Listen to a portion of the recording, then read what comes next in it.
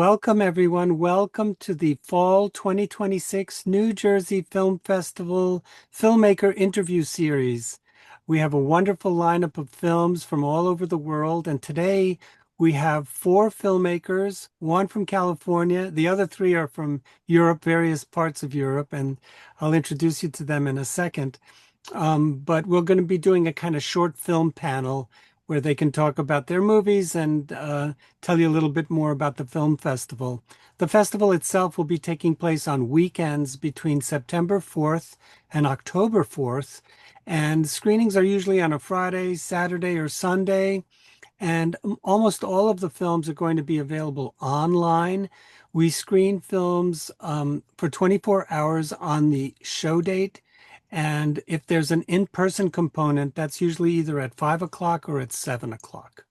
Now, the shorts program that we have set up is taking place on September 6th, and it'll be online for 24 hours, and that's Eastern USA time, so that it starts at 12 midnight and is available for 24 hours. So you can start watching the program, let's say at 10:30, 10:45 in the evening. You still have another 24 hours to finish watching all of the films.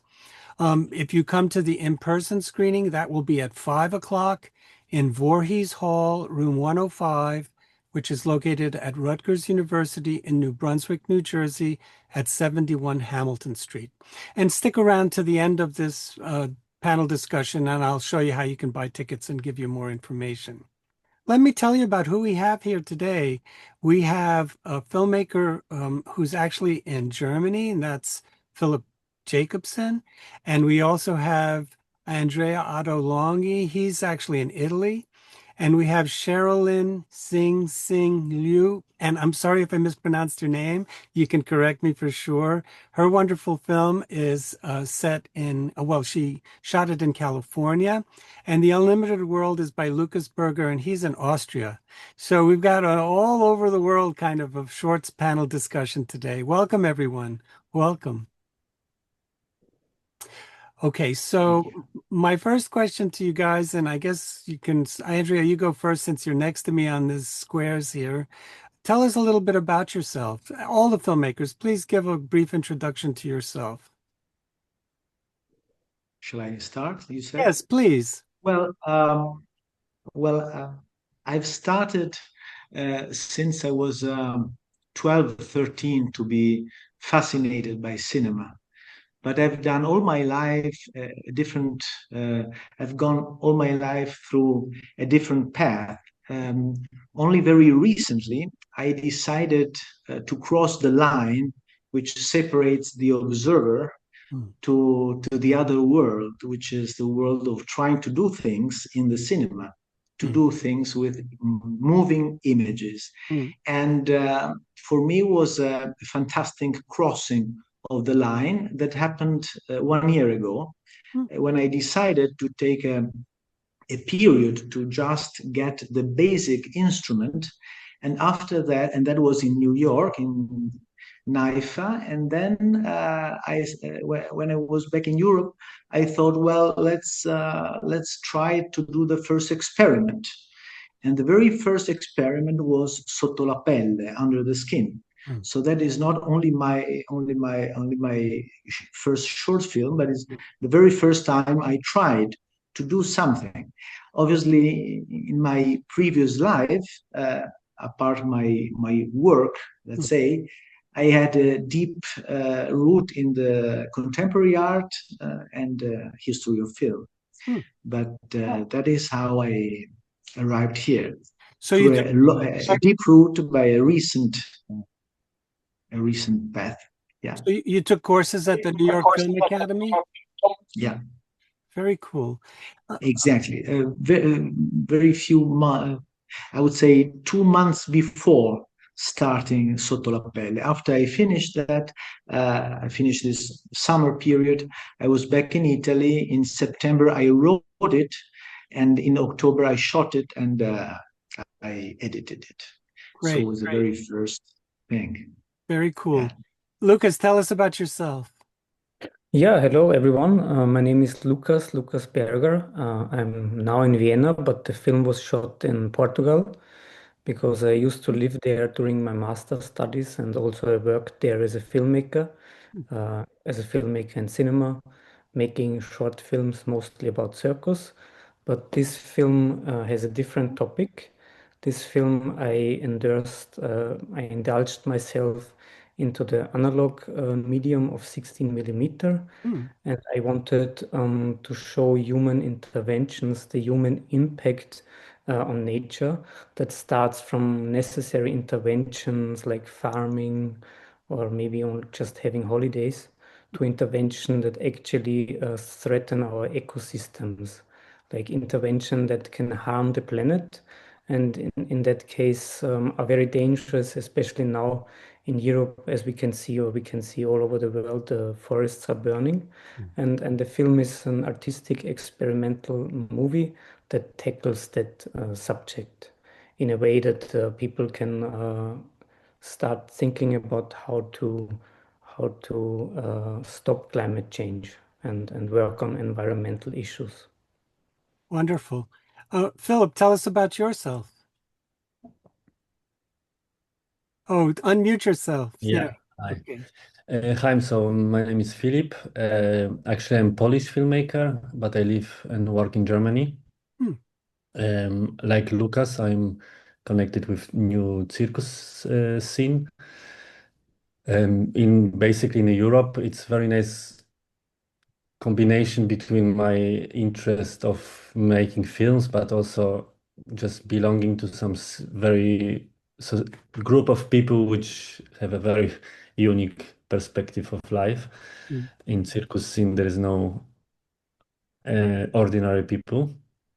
Yeah, so I'm working. I'm working also on various short films, but here I am with, let's say, let's call it circus film. Very cool. And then Cherlyn, tell us about yourself. Hello, everyone. My name is Cherlyn. I originally from Taiwan. Now I live and work in Los Angeles. So when I was in Taiwan, I already, developed interest in contemporary art. I went to contemporary dance and contemporary theater, avant-garde theater, and I had this kind of an encounter with those artists, and I was very enthusiastic about any kind of experimental artistic practice. And then, but at that time, I was a writer. I was interested in creative writing, and I was writing like poetry and short stories and novels. But then I decided to come to the US to just kind of gain more experience. And so I decided to come here, and then I went to California Institute of the Arts. So I study film and video because they don't really have a creative, they do have creative writing, but I think I took a suggestion from one of my friends who said, you already develop your creative writing, but I think maybe film and video is a kind of a new territory you want to explore because film and video is a very experimental kind of a school. So I can see you might, find some other areas to discovery. So I went to film video, and then I really interested in this kind of experimental approach, experimenting in different media. Like I can use writing in a film, I can use sound, I can use different media like sculpture and painting, and just aside from traditional cinema and filmmaking. So I'm really interested in that. So since then, I've been practicing this kind of experimental cinema, um, and I'm still very enthusiastic in different new approach or new material I found kind of by accident. And this one, Listen to the Wind 8,800 times, sorry, Listen to the Wind 800 times. Within this kind of idea, it's like I encountered a special kind of a film leaders, and then I thought, oh, instead of using camera, maybe I can do something without camera. Like in the history, there's a practice called cameraless. So I was interested in that, and this is the first time I combine animation and painting on film physically. So I made this experimental work. Thank you. I must say all of the films have experimental tendencies. There are two films that are, I mean, you can also say that they're about, well, maybe not Andrea's film so much, but they focus on landscape. And I think Lukas's film focuses on landscape for sure, and long shot is the kind of predominant shot that we have.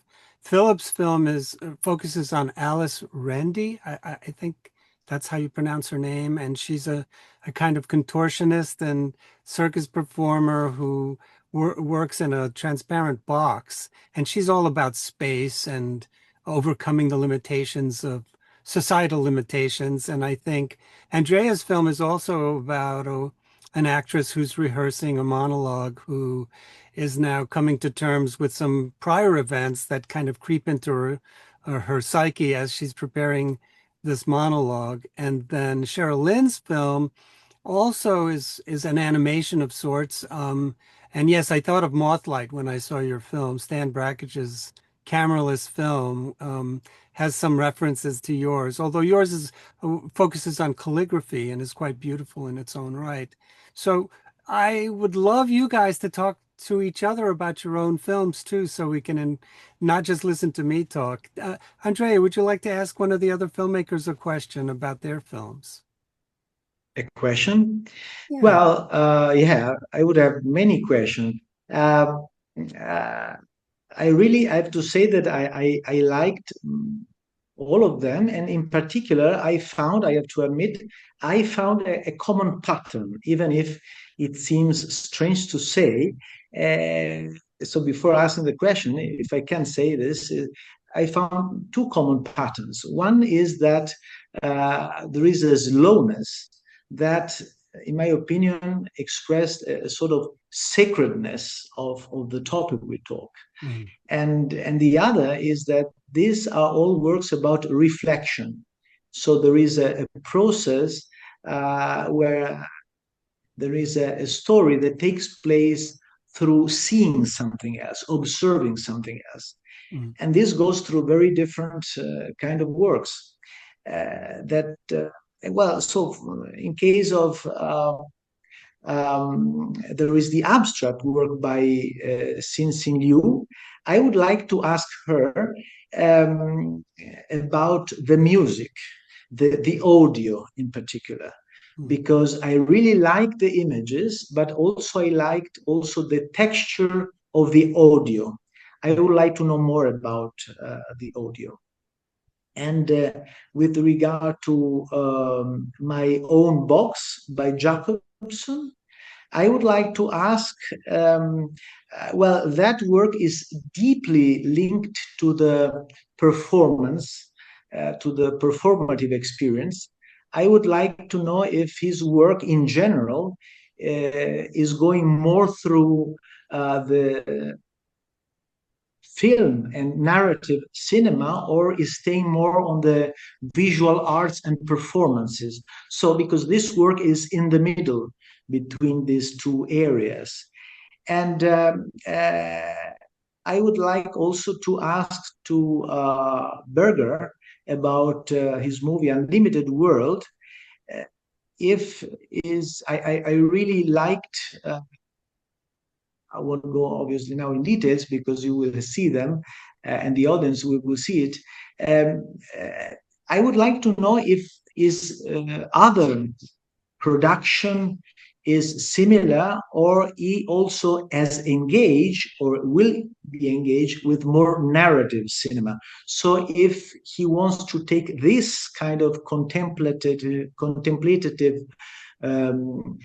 approach in a more narrative cinema, or this is more is typical of his past and future production. So these are the three questions. Thank you. Very good questions. Cherlyn, you go ahead first. Yeah, thank you for your question. The sound for this film, the idea I had was because this title listen to the wind 800 times. So of course, we cannot record like we could use 800 recordings, but instead of using 800 layers of the sound recording, I had the idea to use as many as we can. So I worked with the sound recordist, also a musician, and then we try to record as many as the wind sound that we can find in nature or in our just very local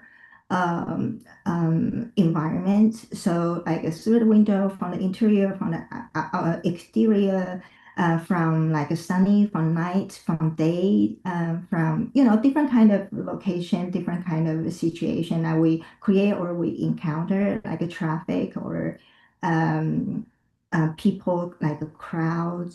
But I also combine with the idea there's Taoist philosophy in from ancient China that we say that the most beautiful sound, of course, it's all wind. We call wind, but wind can means that all kinds of sounds that produce or that encounters through any kind of um, organism that has a hole or is empty or half empty, and so the air can go through. So I kind of, so you can apply our voice, the human body, or we can apply to like a tree, or any branches or any kind of things that's artificial, that has a hole, shallow, like a flute, anything kind of like that. So I kind of draw the idea from ancient time to the modern kind of mechanical or kind of industrial production. So we use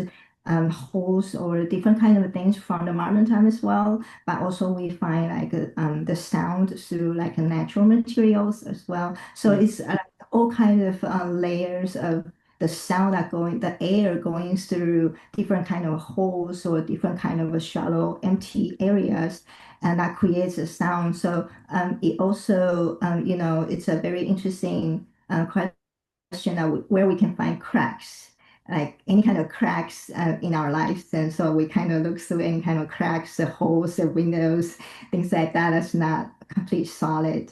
And so it's a very interesting kind of exploration to create it. And then we all layer up. So it's not quite kind of uh, we didn't kind of organize them as areas or material. We just kind of combine them together. So then they create sometimes very dense, sometimes very thin, kind of quieter or louder, kind of the sound that's just kind of in the background.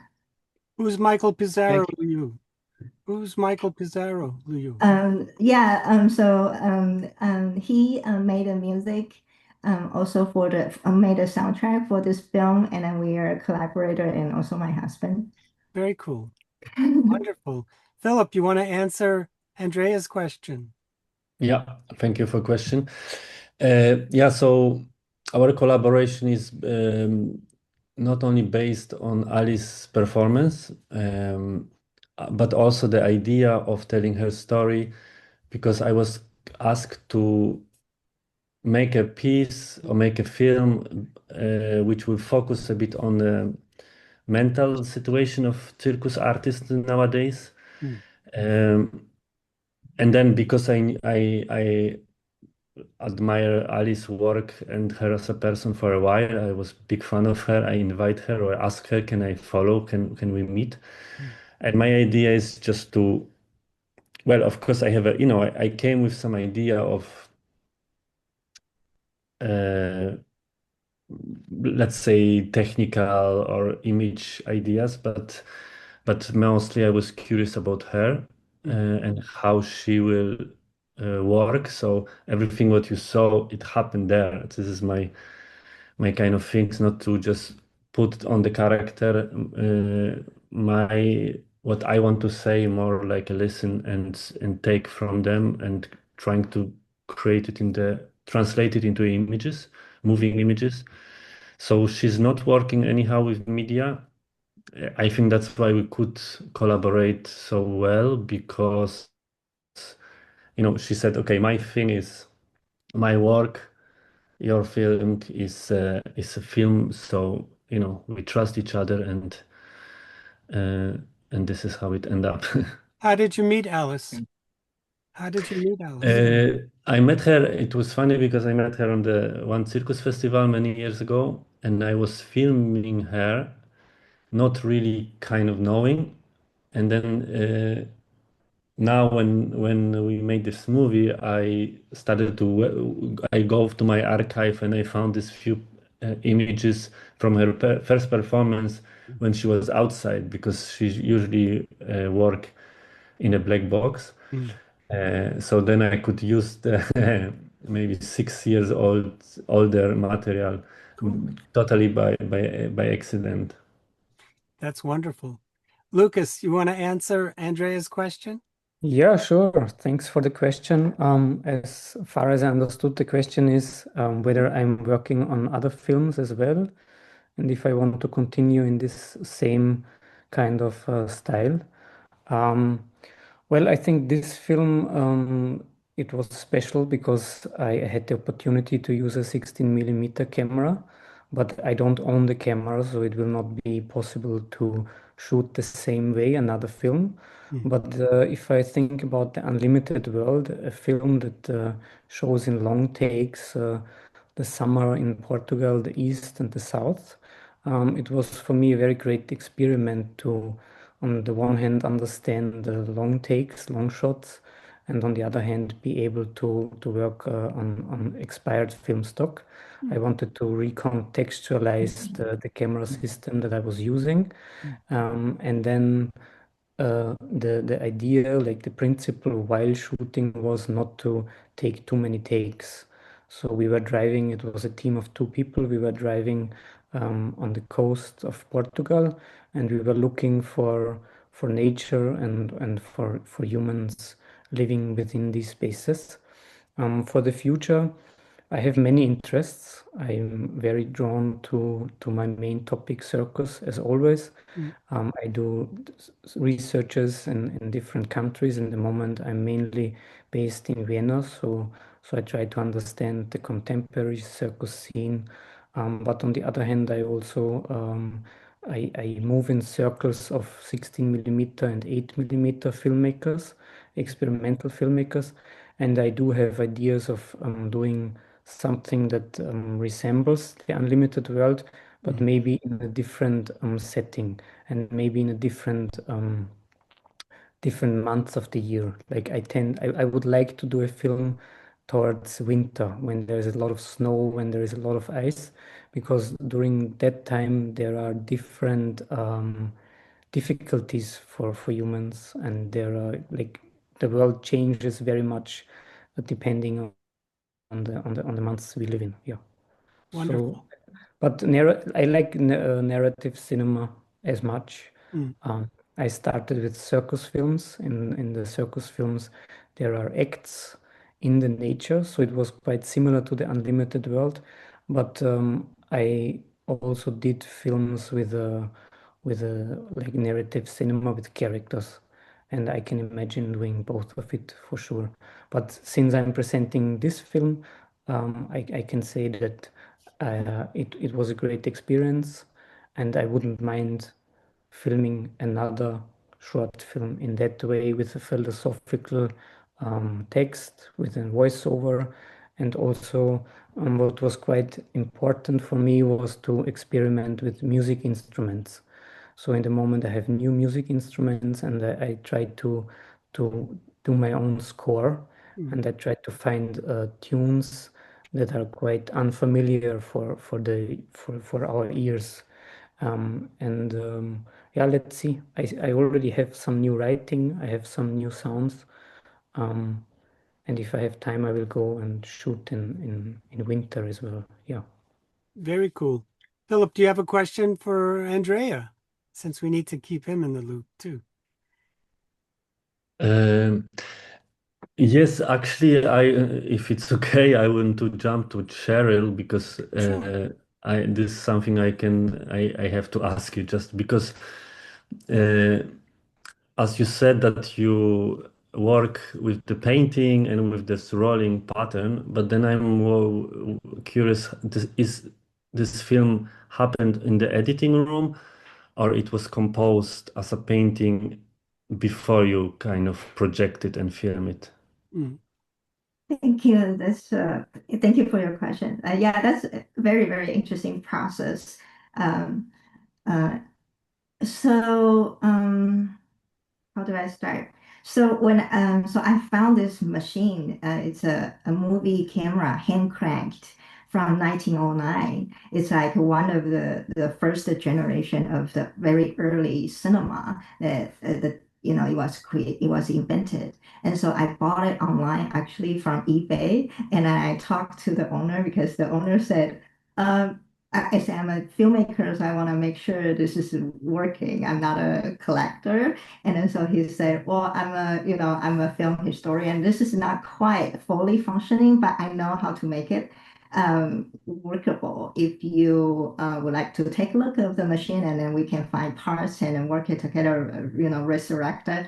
And so I say, oh yeah, that sounds like a very cool project. And so I went to he lives in California as well. And then so I went to his garage and then so with like a lot of tools and then we kind of find parts and then kind of put them together. So so it's a kind of a very old machine.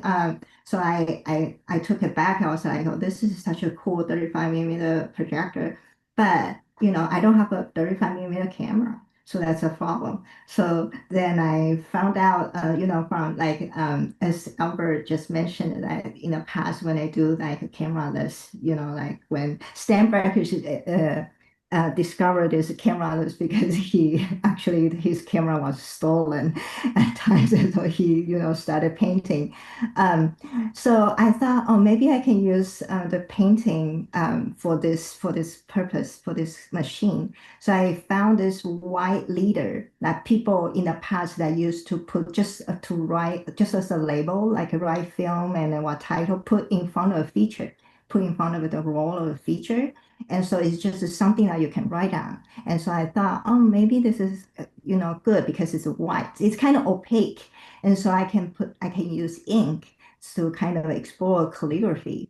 And so that's how it all started. And because I had a experience and also I was greatly influenced by, old like a Song Dynasty Chinese painting is very abstract in a way that it engages with nature, but reflects the inner experience of the painter. And so I thought, oh, that's kind of a great experience because I can use the free style, free brush, and to kind of reflect my inner experience. But actually, it presents as some kind of abstract brush, as nature, as some kind of landscape. Mm. And so I use it, and then when I painted the whole kind of a small reel, and I put it on the projector, so I hand cranked it, and I hand cranked it, and I thought, oh, this is very cool because you can just do variable speed. Normal film is 24 frames per second, but then I can do like this kind of slow, so you can see it slowly stop, but then I can also do it very fast. And so, but I can't paint for 20 minutes film. That's a lot. So I only paint like 5 minutes or so. And so I use because I was influenced by John Cage in the what's that called indeterminacy process, the chance operation. So I thought it would be nice for me because every time if I cranked the film down, it will look different. So and then when you so it actually our perception when you see the abstract form, you create a different kind of image every time you see it, and different individual will create different kind of image for themselves.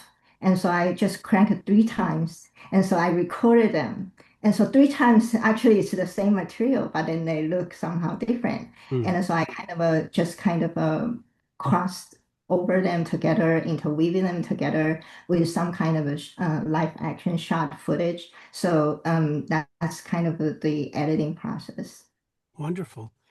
Well, we're kind of running out of time. I usually like to keep these to half an hour, but there is time for one more question. So maybe Lukas, you have a question for somebody.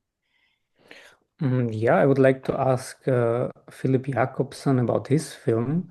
I would like to know how long did it take you to make your film with the circus artist? Like how many shootings or how many meetings did you have with her before you were able to gain that much trust? Because I'm really amazed by the closeness of the film, like how close you got to her, and also the stories that she shares with the audience about herself.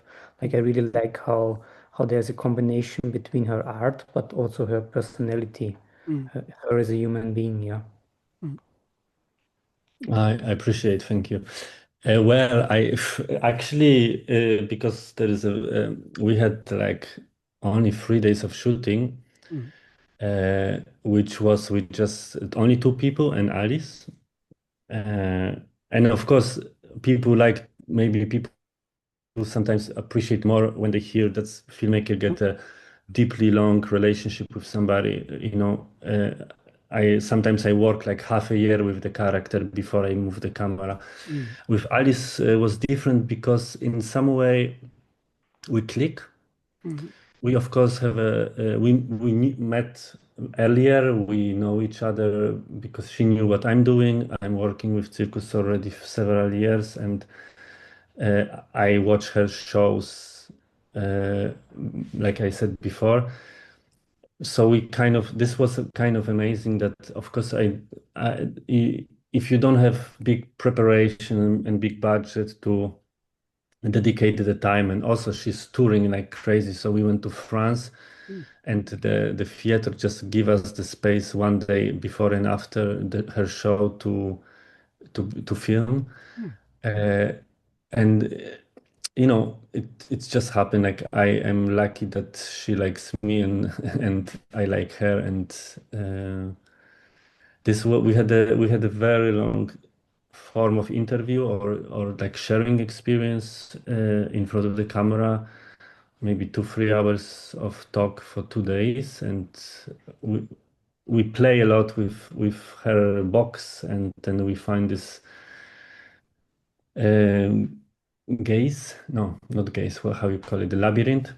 Mhm. Yeah. But actually, it was, I also know your film, Lukas, your circus film. So, Mhm. as you know, we have to sometimes just depend on the relationship, which just happen or not happen, and I'm lucky that it did happen.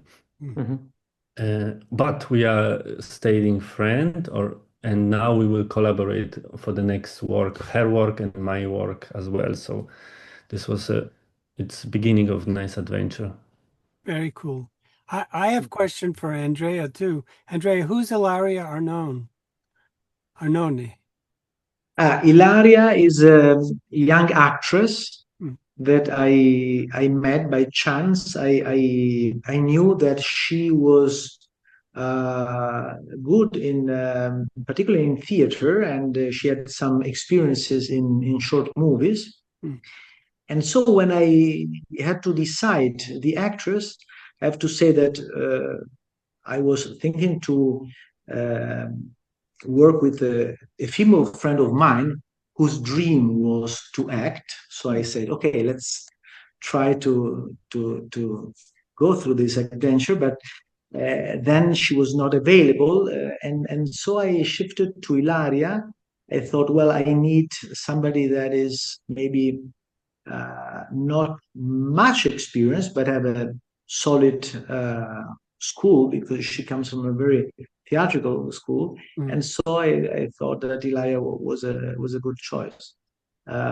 Somehow I have to say that the first female friend who should have performed as an actress was also the reason from which part of the movie developed, because this movie is also a story about how the movie was born. Mm. Because I started with a monologue, and when we rehearsed that monologue with this friend of mine, the memories came up from her. And so that night of discussion with her changed the perspective. To me, I thought, well, it's more interesting to discuss about the memories coming from the reading of the monologue from rather than the monologue itself. Hmm. So these two friends, in particular the first one, and also Ilaria, who I hadn't met before, but who became a friend. These two persons have been very important for my first experience. Wonderful. Well, thanks so much, you guys. It's time to share screen so I can show folks how to buy tickets and so they can come and check out your wonderful movies.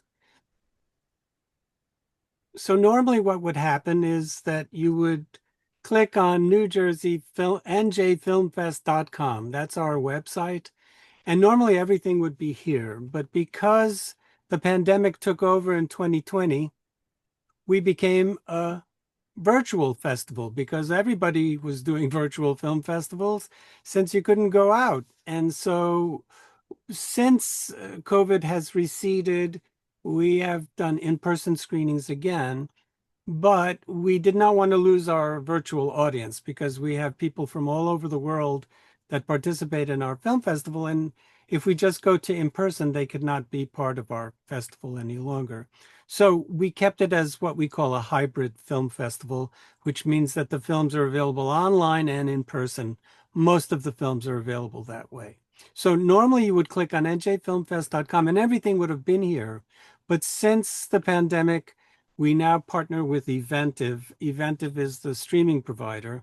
So when you get to our homepage and you get to the Fall 2026 New Jersey Film Festival, you absolutely must click on this red button. And once you do that, our festival website opens up and you absolutely must punch each one of these red buttons because there's information at all of them. If you click on schedule, it's a very generic text-based schedule. And you can see that My Own Box by Filip, Jacobson, Under the Skin by Andrea, Listen to the Wind 800 Times by Cherlyn, and The Unlimited World are all part of Shorts program, which will be taking place on this day. There's also a film by Ciecko and Martin Gerigk, Spheres, as well as Sunspark by Danny Bork. So there's an animation film, another couple of experimental films for this program. Once you've gone there, you can also click on tickets because this is where you will buy tickets. And for this one, you would hover over the image for Shorts program number 1. You click on it and it'll open up and you can click on each button and each one will show you information about each one of the films. And you can pre-order the ticket here. You'll have to register because if you've never bought a ticket from us, you have to register at Eventive, but it takes like 30 seconds. And then you just click on pre-order now and you can buy tickets. Tickets are $15 for each program. And if you want to come and see everything, you want to buy an all access pass, it's $100. If you see everything, it'll save you $50. So it's a really great deal. You want to explore the site, you go to menu, you can hit welcome again, and you can click film guide to see information about each one of the films that we're showing. And each one has their own page. So if we clicked on Listen to the Wind 800 Times, you can see some of the beautiful calligraphy that we have in this film, or you can go to My Own Box and you get to see a shot of Alice doing all the contortionism in her box. You can go back to the welcome page and you can click on the other buttons because they will provide you with information. We have 2 free workshops that are being offered, and we're also doing an audio-visual concert. So there's a lot of great stuff, and we hope you can come and join us. I think Andrea is the only one that will be available in person because Filip is in Europe, so is Lukas, and Cherlyn is in California. So this panel was meant to be kind of a Q&A for those folks who are not able to attend in person as well. So I want to say thank you to all of you. And it was a pleasure meeting you, at least on Zoom. And I'm so glad we were able to do this panel discussion. Thanks again. Thank you. I also want to say thank you, Thank you everybody. very much. Thank you. Thank you, Albert. Nice to meet you all. Nice to meet you all.